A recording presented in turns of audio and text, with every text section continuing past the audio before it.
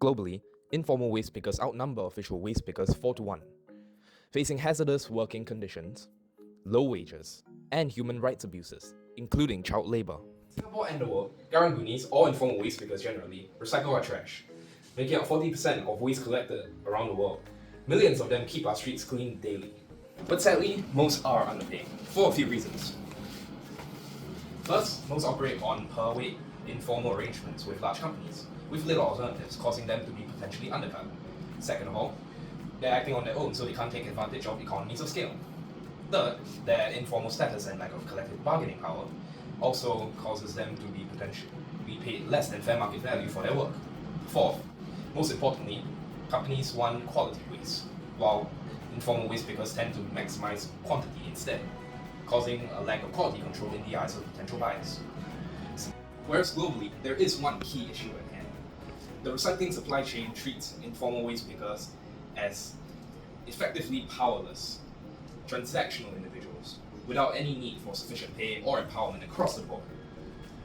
Most informal waste pickers reside in LDCs like India and South America, where lower income and standard of living compound the problem. So that's why we founded Dirty Guardians Global, an integrated network for informal waste pickers, empowering their livelihoods.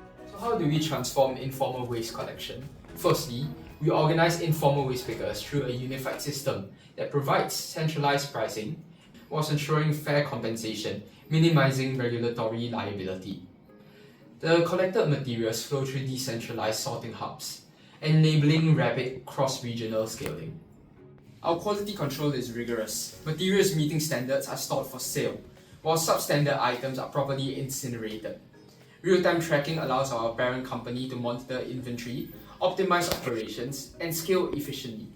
We sell in bulk to ESG-focused manufacturers, recycling companies, government agencies, and resource collectors, leveraging ethical collection processes and high volume as key differentiators.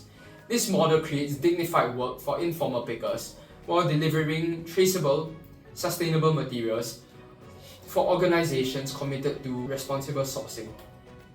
Now moving on to our revenue streams. We generate profit through 3 channels. First, margin capture. Buying materials from waste pickers at fair prices and reselling in bulk to manufacturers and recyclers, leveraging volume and quality control. Second, government grants. Enabled by our social welfare structure while remaining a for-profit enterprise for flexibility and growth. And third, big data monetization. Selling insights on material flows, recycling supply, ESG performance, and regional waste trends to public institutions and recycling value chain partners. Building a model where doing good creates multiple revenue streams. We differentiate ourselves with a higher sale price for higher profits, higher wages to definitively outbid the predominant waste corporations, high quality control to increase supply, and our proprietary green data analytics for additional revenue. Our customers will be ESG manufacturers or foundations, recycling companies who don't want to collect waste in-house, and lastly, government agencies with higher regulatory standards. As for how we will implement it, we will gradually integrate indicators per phase across 3 phases. The first phase is the setting up of key financial and compliance structures for operations while planning for potential overseas expansion, with the second phase being the measurement and consideration of pivots while establishing contractual working relationships with non-customers. In the third phase, we integrate local networks and structures, executing our first major transactions. Branching off this, we establish a foothold in our home country of Singapore before expanding overseas to Southeast Asian countries with higher concentrations of informal waste pickers to take advantage of the agglomeration economies such as Indonesia.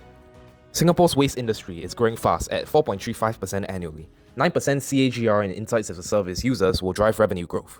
Integrating informal waste pickers over 6 years will increase our capacity. High upfront investment in the first 4 years will result in a positive net profit by phase 3, recouping early losses.